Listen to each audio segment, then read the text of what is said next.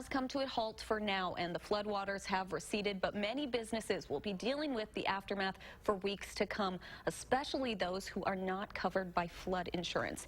Jamie Perez spoke to a business owner in Middleton who says they have about $100,000 worth of damage. That's a lot. Yeah, it's pretty intense. And when it comes to this flood, pretty much everyone has a story, but the owner at Lining Taekwon-Do has 8,000 square feet of equipment to replace. Now, you're about to see the video of the damage inside. It's a place that more than 300 students consider their second home. Taekwondo can make you feel grounded, centered. It can give you the feeling of, I can't be broken. When Macham walked into his Taekwondo school after the floods, he felt his livelihood shattered to a million pieces. Right where we are standing right now is our lobby area. This is where the students and parents would come through.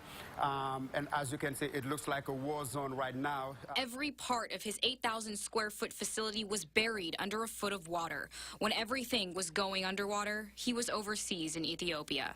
I felt very helpless because I felt that the whole business is kind of breaking apart, and I'm thousands of miles away. When he came back, everything was destroyed. And I was taken aback. I couldn't believe what I was seeing. For the most part, there's nothing they can do. So as you can see, it's water underneath all of this. All these mats are soaked up.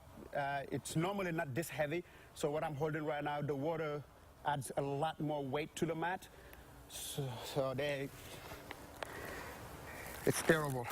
But there is one thing he can do, he will do.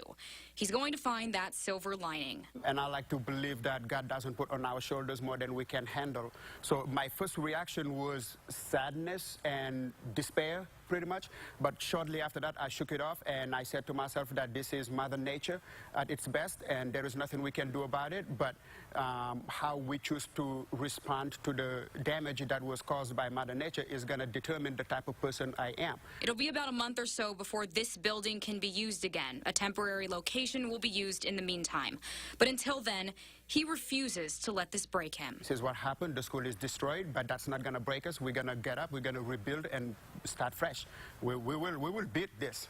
No doubt in my mind, we will beat this. So it's going to be all right. It's going to be all right. As you just saw, a lot of damage to recover from, and like we said before, it's going to cost around $100,000 to replace everything. They do have a GoFundMe page set up, so you can find a link to that on our website at channel3000.com.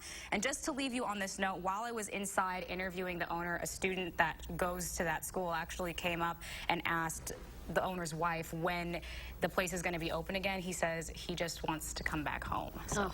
Hope they can rebuild fast. Absolutely. Well, thank you so much, Jamie.